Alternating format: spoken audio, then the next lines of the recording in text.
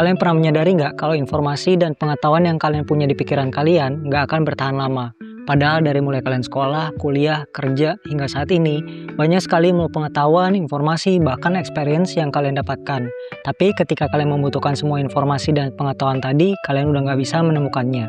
Kadang kita nggak sadar kalau informasi yang kita anggap sepele saat ini bisa jadi sebuah potongan informasi yang sangat berharga buat kehidupan kita di masa depan. Untuk itulah kita perlu belajar bagaimana membangun second brain.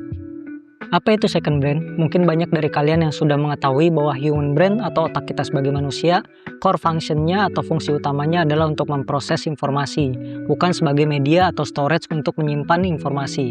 Jadi kemampuan kita untuk mengingat sesuatu ada batasannya. Itulah kenapa terkadang kita mudah lupa terhadap suatu hal. Otak kita punya kemampuan yang disebut neuroplasticity, yaitu kemampuan otak dalam beradaptasi dan merubah strukturnya sesuai dengan informasi dan pembelajaran yang diterima olehnya. Jadi otak kita menentukan sendiri mana informasi yang dikuatkan dan mana yang dilemahkan, sesuai dengan informasi yang diterimanya. Otak kita juga mudah sekali untuk overwhelm akibat terlalu banyaknya informasi. Inilah yang disebut cognitive load atau beban kognitif.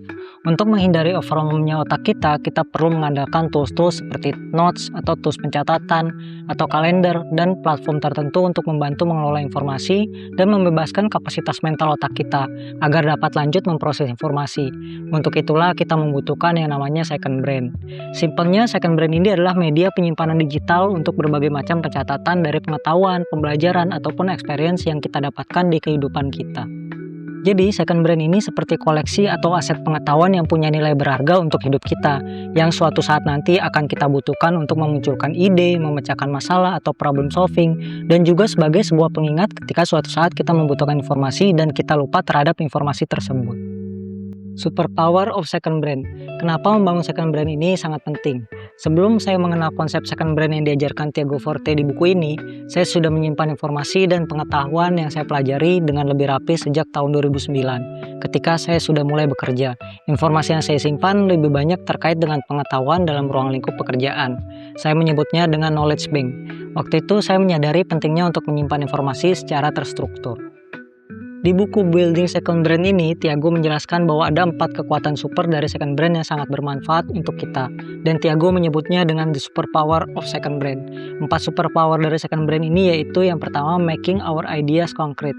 Kadang kita punya potongan ide dan pemikiran di kepala kita, dan kadang kita bingung untuk menyatukan dan menghubungkan ide-ide atau pemikiran kita satu sama lainnya. Dengan memanfaatkan second brain, kita melakukan decluttering tentang apa yang kita pikirkan dengan mencatatnya dalam digital notes. Dengan mencatatkan apa yang kita pikirkan ke dalam second brain dapat membantu kita untuk connecting the idea atau menghubungkan potongan-potongan tadi sehingga terlihat koneksinya, dan pecahan-pecahan ide yang kita pikirkan tadi menjadi lebih clear dan terlihat nyata. Dengan mencatat berbagai hal yang menurut kita relate dengan hidup kita ke dalam digital notes ini, konsep yang sebelumnya kurang jelas menjadi sesuatu yang bisa kita observasi dan analisa. Kita arrange secara lebih terstruktur, bahkan bisa kita edit dan perbaiki jika kurang tepat. Inilah kenapa second brain menjadi solusi untuk memperjelas ide dan pemikiran kita. Kedua, revealing new association between ideas. Dengan semakin banyaknya kita menuangkan ide-ide dan pemikiran kita ke dalam digital notes, secara perlahan-lahan kita akan mulai menemukan benang merah dari ide-ide yang kita tuangkan ini. Contohnya, semakin saya mencatat hal-hal yang saya pelajari dan ketahui, maka semakin saya belajar bahwa apa yang saya pelajari, alami, dan lakukan dalam setiap part kehidupan saya ternyata saling berimpact satu sama lainnya. Contohnya, ketika kita ingin fokus memperbaiki masalah finansial kita, misalnya kita perlu menambah sumber income baru dan memanage income kita, maka pasti erat kaitannya dengan kebiasaan atau hal-hal yang kita kerjakan setiap hari. Misalnya ketika kita membangun passive income sebagai income tambahan, maka erat kaitannya dengan knowledge apa dan hal apa yang akan kita pelajari dan lakukan. Seperti ketika saya menyadari bisa menghasilkan income dari Etsy, artinya saya perlu bangun knowledge tentang Etsy. Atau ketika saya sadar bisa hasilkan income dari AdSense YouTube, maka saya pelajari bagaimana membangun YouTube channel. Begitu juga ketika saya menyadari bisa hasilkan income lewat investasi dan trading, maka saya perlu belajar dan lakukan hal-hal yang berkaitan dengan investasi dan trading. Dan ketika kita mulai melakukan hal-hal tersebut, pola hidup kita pun berubah, seperti bagaimana time serta self-management kita, bagaimana goal dan action plan yang mau kita buat dan lakukan. Jadi dengan membangun second brain akan sangat membantu dalam menghubungkan ide-ide dan pemikiran yang kita miliki. Ketiga, incubating our ideas over time. Ketika sedang menuliskan atau mencatatkan ide, terkadang kita hanya fokus menuangkan hal yang sedang kita pikirkan di saat ini aja. Kita terus mencoba menggali apa yang kita pikirkan di momen saat ini aja. Ini yang disebut dengan heavy lift. Ada kecenderungan kita untuk menyukai ide atau solusi yang muncul tiba-tiba di saat ini, tanpa memperdulikan apakah ide atau solusi kita yang muncul di saat ini adalah yang terbaik. Inilah yang disebut dengan recency bias. Tiago Forte berpendapat jika kita bisa memberikan waktu lebih banyak untuk berpikir dan menuangkan ide, maka ide-ide atau pemikiran yang muncul akan menjadi lebih baik dan lebih kreatif. Tiago menyebutnya dengan istilah slow burn, yaitu menuangkan ide-ide dan pemikiran secara bertahap di saat ide atau pemikiran brilian muncul begitu saja, dan perlahan dirangkai sehingga seiring waktu ide-ide ini akan terakumulasi dan menjadi ide atau pemikiran terbaik. Jadi bisa aja ketika kita tuangkan ide kita hari ini, tiba-tiba besok kita ingat sesuatu yang lebih baik. Kita bisa segera menambahkan atau revisi ide yang kita tuangkan kemarin dengan ide atau pemikiran kita yang lebih baik hari ini. Ide yang terbaik ini adalah yang disusun secara bertahap, bukan yang muncul secara tiba-tiba. Keempat, sharpening our unique perspective. Seiring berjalannya waktu dengan menuangkan ide dan pemikiran kita ke dalam second brain, maka membuat cara berpikir dan kemampuan kita melihat suatu hal dari berbagai macam perspektif pun menjadi semakin terasa. Ada istilah writer's block yang sering dialami oleh creative people, di mana kita sering mengalami keadaan stuck ketika ingin mengungkapkan ide. Namun sebenarnya yang terjadi adalah kita kekurangan amunisi atau informasi untuk kita tuangkan ke dalam bentuk tulisan. Makanya kita perlu menuangkan hal-hal yang kita tahu secara perlahan-lahan ke dalam second brain, dengan tujuan men-trigger diri kita agar semakin mendalami kekurangan dari informasi yang kita tuangkan. Secara nggak langsung ini mengasah perspektif kita dalam berpikir. Untuk membangun second brain yang efektif, Tiago Forte sudah mendevelop metode yang disebut dengan CODE, yaitu Capture, Organize, Distill, dan Express. Capture. Kita semua tahu bahwa knowledge atau ilmu pengetahuan saat ini sangat mudah diakses dan ada di mana-mana. Kalian bisa googling artikel, nonton YouTube, baca buku, lihat konten edukatif di sosial media, tanya AI seperti ChatGPT, atau bahkan yang jarang sekali kita sadari bahwa pengetahuan juga bisa didapatkan dengan menggali experience atau pengalaman hidup kita yang dapat kita rangkai dan tuangkan menjadi kumpulan informasi yang saling berkaitan. Menurut Tiago, knowledge capture is about mining the richness of the reading you are already doing and the life you are already living. Mengcapture pengetahuan adalah tentang menggali kekayaan dari apa yang sudah kita baca dan lakukan di kehidupan yang sudah kita jalani. Dan capture ini layaknya kita mengumpulkan aset pengetahuan yang bisa kita gunakan di kehidupan kita saat ini atau di masa depan untuk solving problem, menjelaskan sebuah konsep, atau bahkan membantu memicu ide-ide kreatif di kemudian hari. 4 kriteria yang disarankan Tiago untuk capture sebuah informasi, yaitu pertama, apakah menginspirasi kita. Inspirasi merupakan satu hal yang sangat jarang dan pengalaman yang berharga di kehidupan. Kita nggak semudah itu bisa mencari inspirasi, karena inspirasi berkaitan dengan feeling. Untuk itu, setiap kita mendapatkan inspirasi dari suatu hal, segera simpan hal tersebut. Contohnya ketika ada suatu quote, foto, ide, atau cerita yang membuat kita termotivasi atau memercikkan perspektif baru di diri kita, bisa jadi itu adalah inspirasi yang perlu kita simpan sebagai motivasi atau pengingat kita lagi di kemudian hari. Kedua, apakah informasinya berguna? Tiago menggambarkan seorang tukang kayu yang suka menyimpan berbagai jenis barang di sudut workshopnya, seperti berbagai jenis paku, sisa potongan logam, dan kayu yang acak. Barang-barang ini mungkin sekilas nggak terlalu penting saat ini, tapi ternyata bisa jadi potongan atau bagian krusial dalam sebuah proyek di masa depan. Contoh lain misalnya potongan informasi yang kadang belum tentu menginspirasi, tapi kamu tahu akan berguna di masa depan. Contohnya potongan video atau sebuah image yang dikumpulkan yang mungkin suatu saat nanti bisa digunakan sebagai B-roll video YouTube atau image dalam konten yang mau kamu buat. Ketiga, apakah informasi tersebut cukup personal? Salah satu informasi yang paling berharga adalah personal information, hasil dari pemikiran kita, refleksi diri, pengalaman-pengalaman yang kita ingat dan catat. Kita bisa mencatat semua yang kita alami, seperti mendokumentasikan perjalanan diri dengan journaling. Karena hanya diri kita sendiri yang punya akses ke pengalaman yang didapatkan dari kesalahan, kemenangan, maupun lesson learned yang kita alami di hidup kita. Keempat, apakah informasinya cukup mengejutkan? Kebanyakan orang-orang menyimpan informasi yang sudah mereka ketahui. Informasi hanya sekedar evidence dari hal yang sudah diketahui.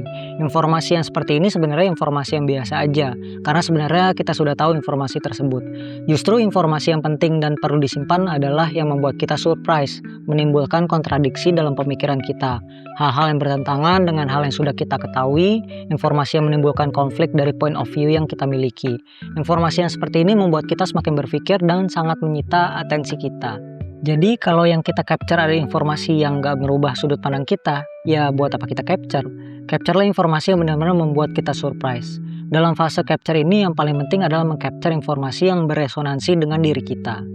Organize. Setelah kita mendapatkan berbagai macam informasi pada fase capture, di fase organize ini Forte membuat sistem untuk mengorganize informasi menjadi lebih terstruktur dan memudahkan dalam akses informasi tersebut. Pengorganisasian ini disebut PARA, yang merupakan singkatan dari Project, Area, Resource, dan Archive.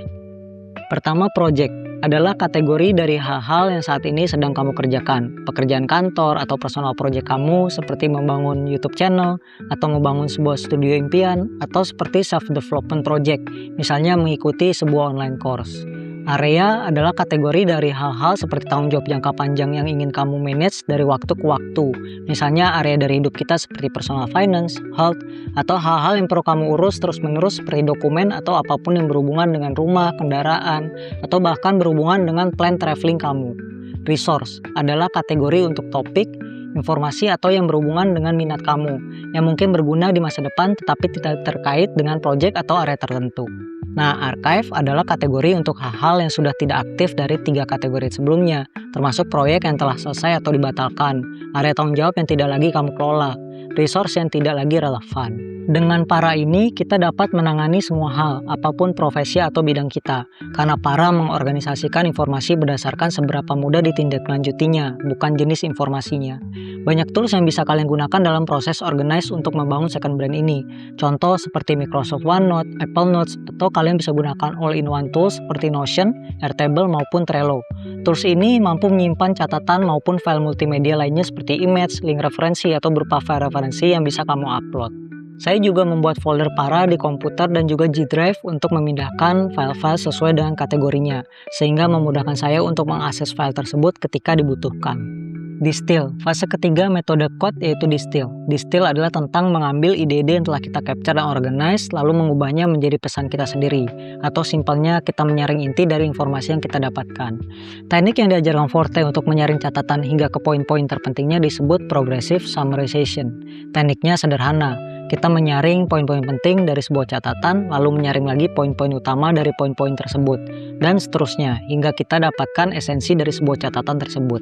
Di bagian akhir, kita bisa merangkum beberapa poin penting tadi dengan kata-kata kita sendiri. Express, fase selanjutnya adalah express, yaitu bagaimana kita menggunakan semua informasi yang sudah kita capture, kita organize, lalu kita distill atau saring menjadi sebuah hal baru atau project baru.